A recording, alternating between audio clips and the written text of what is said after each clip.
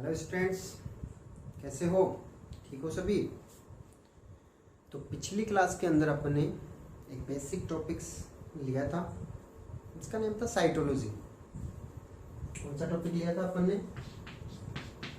Cytology, जिसमें अपन ने mainly क्या पढ़ा था? सेल के बारे में डिस्कशन किया था। देखो, सेल के बारे में अपन डिस्कशन कर रहे हैं, टॉपिक वैसे बेसिक होगा ज़रूर, बट मैं आपको बता दिया था कि सेल एक ऐसा टॉपिक है जिसको मैं ये कह दूं कि पूरी बायोलॉजी या एग्री बायो जो है वो सेल के अंदर ही छुपी हुई है। यानी बायोलॉजी की स्टार्टिंग ही सेल से होती है। अपनी सेल की पूरी स्ट्रक्चर, सेल से रिलेटेड हर एक टॉपिक अपने जब क्लियर हो जाते हैं तो अपन आगे की टॉपिक्स पढ़ने के एलिजिबल हो जाते हैं। मैं ये मानता हूँ कहीं ना कहीं आपको एक बेसिक चीज़ सेल से स्टार्ट होनी चाहिए, आपको आनी चाहिए। तो सेल के बारे में प्रीवियस वीडियो में अपन ने कौन कौन से टॉपिक्स पढ़े थे उसके बारे में थोड़ा सा अपन रिवीजन कर लेते हैं। देखो, साइटोलॉजी, साइंस की ब्रांच के बारे में पढ़ा था अपने। Cytology those branch of science in which we study structure, function, evolution, division about the cell is known as cytology. यानी साइंस की एक ऐसी ब्रांच जिसके अंदर अपन सेल की स्ट्रक्चर, फंक्शंस, इवोल्यूशंस, इनकी सेल डिवीजन एटसेट्रा, इनके बारे में जब अपन स्टडी करते हैं तो उसे अपन साइटोलॉजी कहते हैं। Fathers of cytology Robert Hooke, fathers of modern cytology CP Swanson, fathers of Indian cytology AK Sharma. ठीक है। उसके बाद में सेल की डिस्कवरी से रिलेटेड अपन ने बातें की थी कि सेल की डिस्कवरी किसने की थी। सेल की डिस्कवरी की थी रॉबर्ट हुक ने। कब की थी? 1665 में की थी। किस में की थी? प्लांट के कॉर्क वाले पार्ट में की थी। किस टाइप की सेल्स थी वो? डेड सेल्स थी वो। सेल का कौन सा पार्ट रॉबर्ट हुक को दिखाई दिया था? वो था सेल वॉल। ठीक है। तो रॉबर्ट हुक ने जो सेल्स की डिस्कवरी की वो डेड सेल्स थी। इसके बाद में अपन ने बात की थी लिविंग सेल्स की। तो लिविंग सेल्स की स्टडी किसने की थी? लिविंग सेल्स की डिस्कवरी एंटोनी वॉन लीवनहैक नाम के साइंटिस्ट ने की थी। कैसे की थी? माइक्रोबायोलॉजिस्ट थे एंटोनी वॉन लीवनहॉक, और इन्होंने वेरियस टाइप्स के microbes like that bacteria, protozoa, sperm etcetera, इन सबको देखा था। और ये एक यूनिसेलुलर ऑर्गेनिज्म थे, इसलिए लिविंग सेल्स को सबसे पहले इन्होंने देखा, इसलिए लिविंग सेल्स की स्टडी डिस्कवरी इन्होंने की थी। और इन माइक्रो ऑर्गेनिज्म को जिन्होंने सबसे पहले इन्होंने देखा था, जिनको उनको नेम दे दिया था एनिमल्क्यूल्स। एनिमल्क्यूल्स इन्होंने नाम दिया था। तो ये सब चीज़ें अपन ने डिस्कशन किया था प्रीवियस वीडियो में। उन्हीं से ही अपन वहाँ से ही अपन आगे उठाते हैं, अपने टॉपिक को आगे अपन कंटिन्यू करते हैं। तो व्हाट इज सेल? सेल के बारे में कुछ एक छोटी सी डेफिनेशन मैंने आपको दी थी। उस डेफिनेशन के अंदर 4 वर्ड्स अपन ने यूज में लिए थे कि सेल अपनी बॉडी की स्ट्रक्चरल यूनिट है, सेल अपनी बॉडी की फंक्शनल यूनिट है, सेल अपनी बॉडी की स्ट्रक्चरल यूनिट है, और सेल अपनी बॉडी की एक हेरिडेटरी यूनिट भी है। इन 4 वर्ड्स में से 2 वर्ड्स जो है वो आपने इजीली आपको समझ में आ रहे होंगे, क्योंकि छोटी क्लासों से 6th क्लास से ये सेल की ये डेफिनेशन आपकी चलती आ रही है कि structurally and functionally unit of our body is known as cell. मैं यहाँ पर 2 वर्ड और ऐड कर रहा हूँ कि cell is also hereditary and cell is also smallest unit of our body. Smallest unit भी है, हेरिडेटरी यूनिट भी होती है। तो हेरिडेटरी यूनिट जो है वो वर्ड ऐसे नहीं कि मैं ऐसे ही दे रहा हूँ, ये हेरिडेटरी यूनिट भी सेल से रिलेटेड दिया गया था साइंटिस्टों ने। कब दिया था? जब सेल थ्योरी आई थी। सेल से रिलेटेड थ्योरी जो थी, सेल थ्योरी भी आपने पढ़ रखी होगी। स्लाइडर और स्वान, स्लाइडर और स्वैन नेम के साइंटिस्टों ने सेल थ्योरी दी थी। अपन पढ़ेंगे, डिस्कशन करेंगे अपन, क्योंकि जब मेन चैप्टर में आएंगे तब भी सेल पढ़नी पड़ेगी अपन को। तो स्लाइडर और स्वैन ने जो थ्योरी दी थी उसको मॉडिफाइड किया था आगे चल करके अदर साइंटिस्ट ने। उसके बाद में मॉडर्न सेल थ्योरी आई थी। सेल थ्योरी के बाद में modern cell theory. Modern cell theory में बहुत सारे साइंटिस्ट आपस में बैठे और इन्होंने सेल के लिए एक वर्ड और दी थी कि सेल जो होती है वो हेरिडेटरी यूनिट भी होती है अपनी बॉडी की। तो एक सेल से कंप्लीट बातें अपन करते हैं। What is cell? ये कहते हैं तो सेल स्मॉलेस्ट यूनिट भी है, सेल स्ट्रक्चरल यूनिट भी है, सेल फंक्शनल यूनिट भी है, और सेल हेरिडेटरी यूनिट भी होती है। ये अपन 4 वर्ड अपन लेते हैं। अब मैंने आपको पिछली वीडियो में बताया था कि इन 4 वर्ड का मीनिंग आपको मैं बताऊंगा कि why cell is known as structural unit, why cell is known as functional unit, ऐसे चारों वर्ड जो हैं वो इस सेल को क्यों दिए गए हैं। क्योंकि देखो डेफिनेशन आपको रटने से कोई मतलब नहीं है, आपको वो चीज़ पता होनी चाहिए कि सेल को स्ट्रक्चरल क्यों कहा गया है, सेल को फंक्शनल क्यों कहा गया है, सेल को स्मॉलेस्ट क्यों कहा गया है, सेल को हेरिडिटरी यूनिट भी क्यों कहा गया है।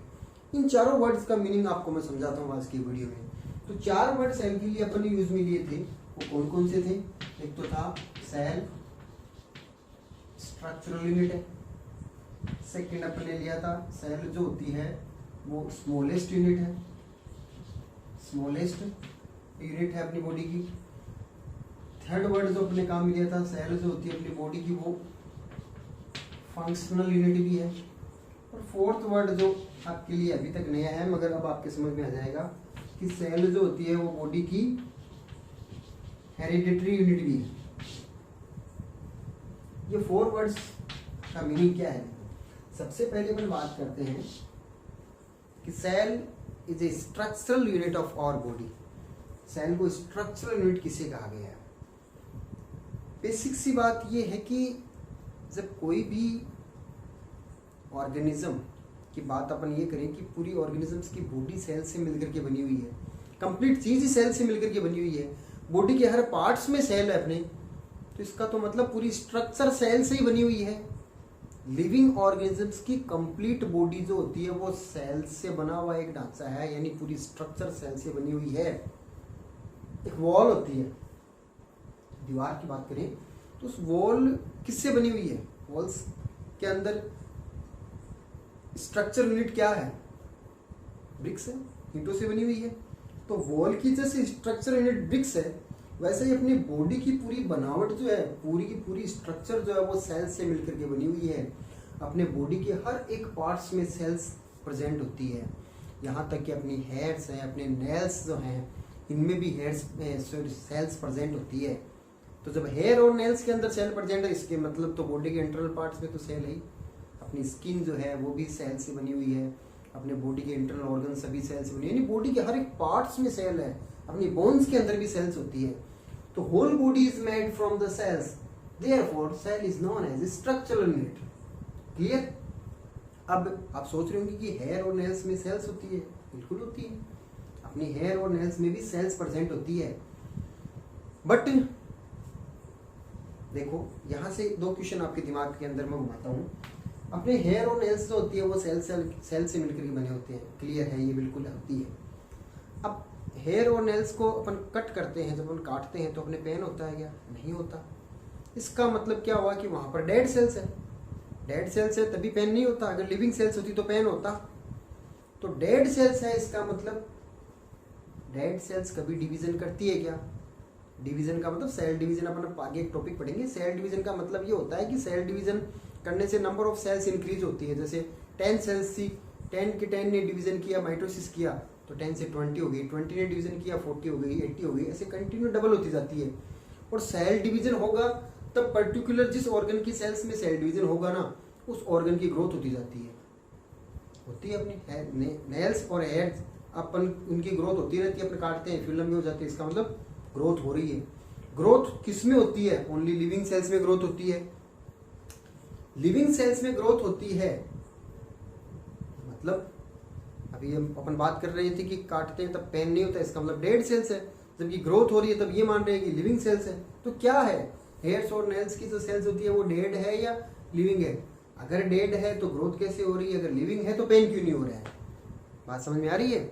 इसका आंसर क्या होता है कि अपने जो जैसे नेल्स की बात करें, ये नेल्स है, नेल्स के अंदर ये वाला पोर्शन जो अपर पोर्शन जो होता है जिसको अपन कट करते हैं, ये वाला पार्ट जो होता है ना ये अपने डेड सेल्स से मिलकर के बना होता है। यहाँ पर पाई जाने वाली सेल्स डेड होती है जिसको अपन कट करते हैं, काटते हैं। मगर इसके ओरिजिन पॉइंट में चले जाते हैं ना अपन, बिल्कुल इसके नीचे की तरफ ओरिजिन वाले भाग में, तो यहाँ पर जो होती है ना वो लिविंग सेल्स होती है। यहाँ पर क्या होती है, लिविंग सेल्स होती है। कभी नीचे से ओरिजिन पॉइंट को अपन कट करते हैं, वहाँ पर कोई भी पिन चुभोते हैं तो अपने पेन होता है। क्यों, क्योंकि वहाँ पर लिविंग सेल्स है। That's why cell division occurs in this region. Cell division जो होता है वो इस रीजन में, इस ओरिजिन वाले रीजन में यहाँ पर होता है, नहीं कि यहाँ पर। ग्रोथ जो होती है ना वो यहाँ से होती है, यहाँ पर सेल्स बढ़ती है और ये जब जैसे ही नई न्यू सेल्स बनी उन्होंने नेल्स की ग्रोथ की तो ये ऊपर वाला पोर्शन जो आगे निकलेगा ना, यहाँ पर आते आते सेल्स डेड हो जाती है। अपन एक्चुअल में इस पार्ट को काटते हैं। सेल्स तो है यहाँ पर भी, सेल्स यहाँ पर भी है, मगर यहाँ पर लिविंग है, यहाँ पर डेड है। ऐसे ही अपन हेयर्स की बात करते तो हेयर के अंदर भी क्या होता है, जो ओरिजिन पॉइंट होता है यहाँ पर, ये वाली जो होती है ये अपनी लिविंग सेल्स है, और ये वाला ऊपर वाला जिसको अपन कट करते हैं ये डेड सेल्स होती है। जो अपन कट करते हैं हेयर का जो पार्ट वो डेड सेल्स है, इसलिए पेन नहीं होता। जबकि ओरिजिन वाला पॉइंट जो होता है यहाँ पर रूट्स में, हेयर की जो हेयर रूट्स होती है यहाँ पर लिविंग सेल्स होती है। एक्चुअल में हेयर की ग्रोथ जो होती है ना, इन रूट्स वाले पोर्शन यहाँ से होती है, न कि स्टिप वाले पोर्शन से होती है। बात समझ में आई होगी। ये बात मैं क्यों बताना चाह रहा हूँ आपको, ये इसलिए बता रहा हूँ कि जब नेल्स और हेयर्स भी सेल्स के बने हुए हैं तो बॉडी के हर ऑर्गन तो सेल से होंगे ही। इसका मतलब अपनी सेल्स की पूरी स्ट्रक्चर जो है वो सेल से बनी हुई, यानी building blocks of our body is known as cells. अपनी बिल्डिंग ब्लॉक्स यानी पूरा ढांचा जो है वो सेल से मिलकर बना हुआ है, इसलिए अपन सेल को स्ट्रक्चरल यूनिट कहते हैं। क्लियर। अब सेकंड वर्ड अपन ने यूज में लिया है सेल की डेफिनेशन में, वो है स्मॉलेस्ट यूनिट। सेल को बॉडी की स्मॉलेस्ट यूनिट क्यों कहा है भाई?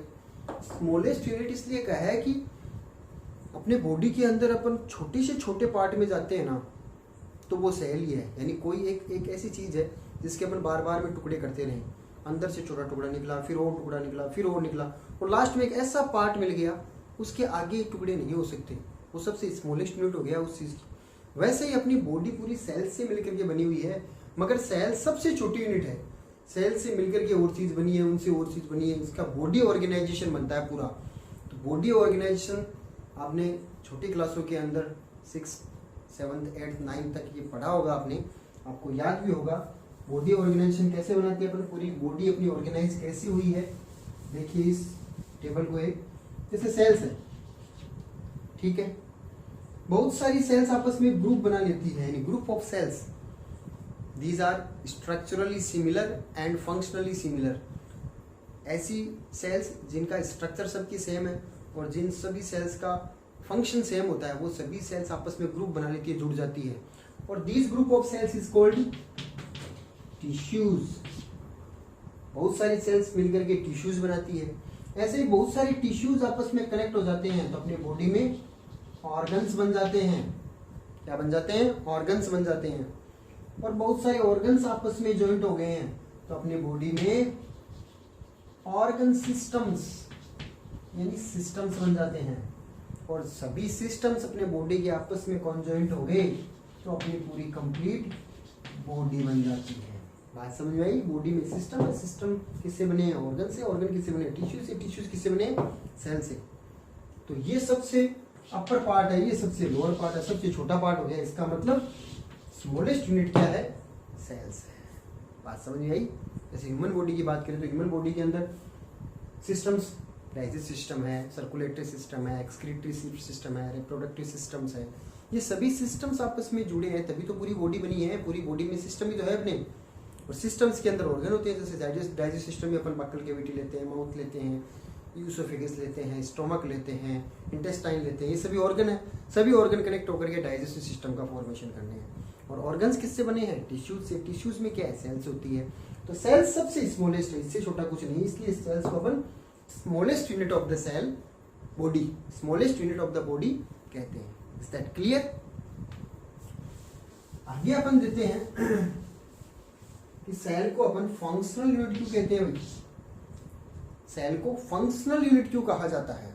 तो देखिए, फंक्शनल यूनिट सेल्स को इसलिए कहा जाता है क्योंकि अपनी बॉडी में होने वाली जितनी भी बायोकेमिकल रिएक्शंस है ना, biochemical reaction it means metabolic reactions, जितनी भी मेटाबॉलिक रिएक्शंस होती है, मेटाबॉलिज्म, एनाबॉलिज्म, कैटाबॉलिज्म, आगे की वीडियो में इजीली आपके क्लियर हो जाएगा कि क्या वर्ड है ये। अभी सिर्फ मैं आपको एक रिएक्शन का नेम रहा हूँ कि जितनी भी मेटाबॉलिक रिएक्शंस होती है, जितनी भी एंजाइमेटिक रिएक्शंस होती है, ये सभी रिएक्शंस जिनसे अपनी बॉडी में कोई ना कोई एक पर्टिकुलर प्रोडक्ट का फॉर्मेशन होता है, वो सभी की सभी कहाँ हो रही है, वो सभी सेल्स में ही हो रही है। जैसे अपन बात करें प्लांट्स के अंदर एक मेटाबॉलिक प्रोसेस होता है फोटोसिंथेसिस। फोटोसिंथेसिस के अंदर फूड का फॉर्मेशन होता है, यानी कार्बोहाइड्रेट बनता है। ये फोटोसिंथेसिस कहाँ हो रहा है प्लांट्स में, कहाँ हो रहा है? फोटोसिंथेसिस में क्या बनता है? प्लांट्स में क्या बनता है? प्रोडक्ट क्या बनता है? फूड बनता है। अपने घर में फूड कहाँ बनता है?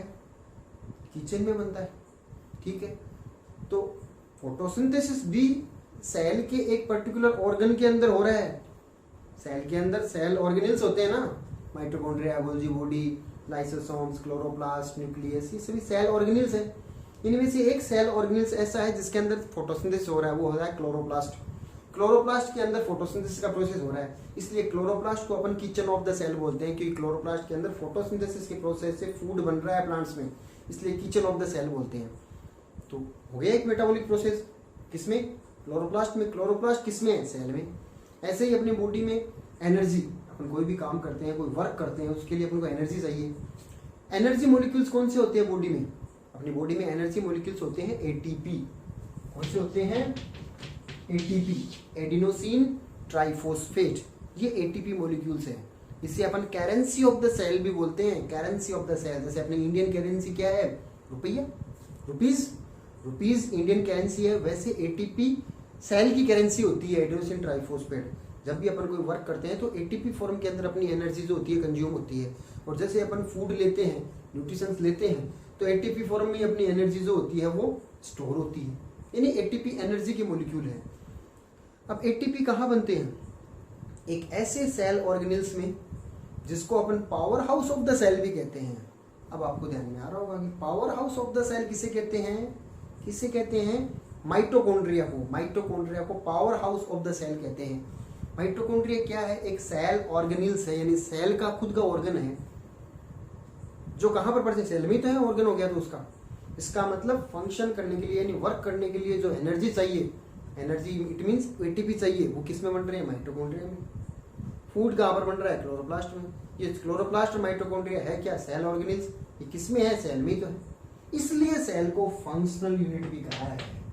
बात समझ में आ रही है कि सेल के अंदर पाए जाने वाले वेरियस सेल ऑर्गेनेल्स में बहुत सारी मेटाबॉलिक रिएक्शंस होती है, जिसके कारण से बॉडी में वेरियस टाइप्स के प्रोडक्ट्स, एंजाइम्स, प्रोटीन्स, एटीपीज, ये सब बनते हैं, इसलिए सेल को फंक्शनल यूनिट भी कहते हैं। क्लियर? अब उसके बाद में लास्ट अपना जो फोर्थ अपन ने वर्ड सेल की डेफिनेशन में यूज में लिया था, वो था hereditary unit. Cell is a hereditary unit. What is hereditary? Hereditary word का क्या मीनिंग होता है?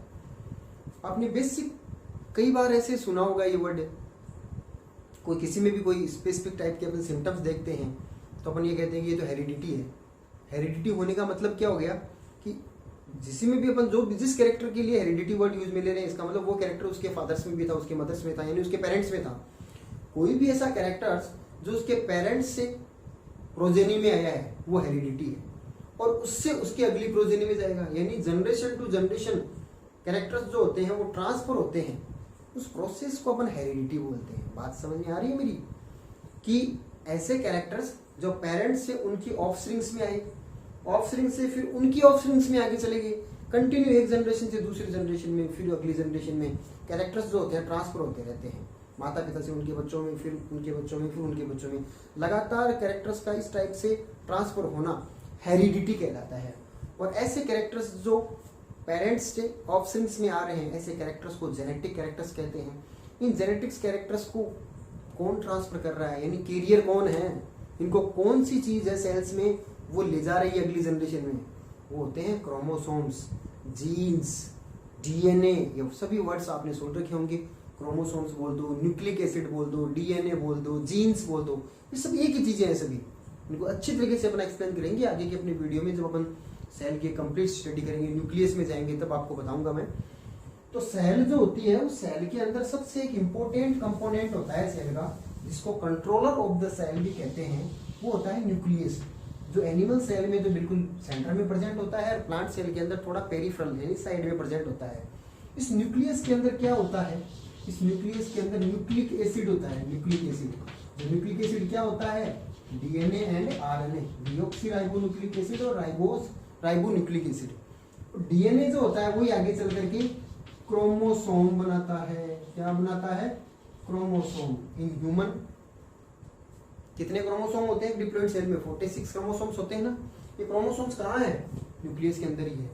एक्चुअल में ये क्रोमोसोम्स या जो डीएनए है ना, यही वो एक केमिकल सब्सटेंस है अपना, जो जेनेटिक मटेरियल को अपने साथ कैरी करता है और नेक्स्ट जनरेशन में लेकर के जाता है। यानी जेनेटिक कैरेक्टर्स जो है ना वो यहाँ पर है, और यहाँ से ही वो जेनेटिक कैरेक्टर्स जो होते हैं वो अगली जनरेशन में जाते हैं। इसका मतलब जेनेटिक कैरेक्टर्स किसमें है? डीएनए या क्रोमोसोम्स में। ये डीएनए या क्रोमोसोम्स किसमें? न्यूक्लियस में। न्यूक्लियस किसमें? सेल में। हो गया डिफाइन। इसका मतलब सेल जो होती है वो बॉडी की हेरिडेटरी यूनिट भी होती है। नेक्स्ट जनरेशन में ट्रांसफर को ले जाने वाले कंपोनेंट जो है ना वो भी सेल के न्यूक्लियस में ही प्रेजेंट होते हैं। इसलिए सेल को अपन ने हेरिडेटरी यूनिट भी कहा है। अब आपके एकदम क्लियर हो गया होगा कि सेल की डेफिनेशन में अपन ने 4 वर्ड्स जो अपन यूज में लेते हैं वो क्यों लेते हैं। अब आप नहीं भूल सकते, रटने की कोई जरूरत नहीं थी। चारों वर्ड्स को एक्सप्लेन करने से आपको एक बहुत बड़ा फायदा। आप सोच रहे होंगे कि भाई सिर्फ डेफिनेशन को समझाया है। ये केवल डेफिनेशन नहीं समझाई है मैंने, बहुत आगे तक सेल के बहुत सारे कंसेप्ट क्लियर कर दिए हैं यहाँ पर, क्योंकि आगे भी आपकी ये दिक्कत देते बार बार में क्या है क्या है क्या है। अब आपकी क्लियर हो गई है। आगे की काफी सारी चीजें इस एक छोटे से टॉपिक के अंदर क्लियर कर दी है।